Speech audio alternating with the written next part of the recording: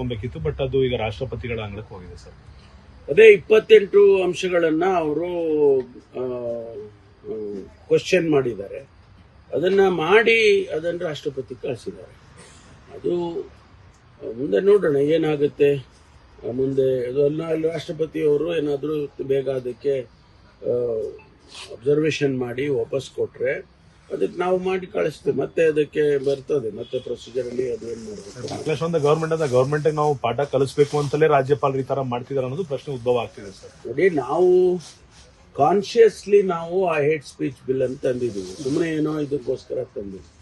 ನಮಗೆ freedom of speech ಇದೆ. Freedom of speech ಇದೆ ಅಂತ ಹೇಳಿ ಏನ್ ಬೇಕಾದ್ರೂ ಮಾತಾಡಬಹುದು ಅನ್ನೋದಾದ್ರೆ ಅದರ ಇಂಪ್ಯಾಕ್ಟ್ ಸಮಾಜಕ್ಕೆ ಏನಾಗ್ತದೆ.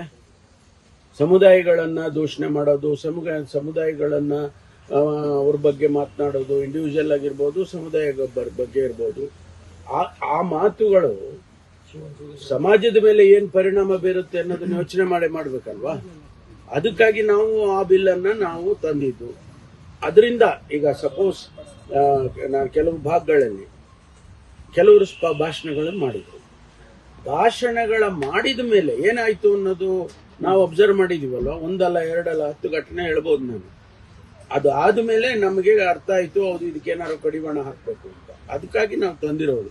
ಅದು ಸರಿ ಬೇಡ ಅಂತ ಹೇಳಿದ್ರೆ ನಿಮ್ಮ ಉದ್ದೇಶಗಳೇನಿದೆ? ಹಾಗಾದ್ರೆ ಯಾರನ್ನ ಏನ್ ಬೇಕಾದ್ರೂ ಬಯಸ್ಬೋದು ನೀವು. ಯಾರು ಯಾವುದೇ ರೀತಿಯಲ್ಲಿ ಬೇಕಾದ್ರೆ ಸಮಾಜದಲ್ಲಿ ಏನ್ ಬೇಕಾದ್ರೂ ಅಶಾಂತಿ ಆಗ್ಬೋದಾ?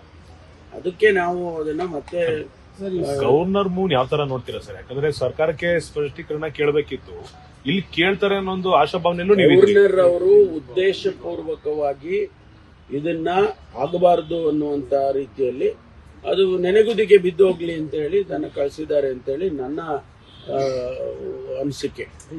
ಮತ್ತೊಂದು ತಮಿಳುನಾಡು, ಕೇರಳ, ಕರ್ನಾಟಕ ಅದೇ ರೀತಿಯಾದ ನಡೆಗಳು ಮುಂದಿನ ದಿನಗಳಲ್ಲಿ ನೋಡೋಣ ಯಾವ ರೀತಿ ಆಗುತ್ತೆ ಅಂತ ಹೇಳಿ. ಮುಂದಿನ ದಿನಗಳಲ್ಲಿ ಸರಿ ಹೋಗ್ಬೇಕು. ಸರಿ, ಜಾರಿ ನಿರ್ದೇಶನಾಲಯದ ರೈಡ್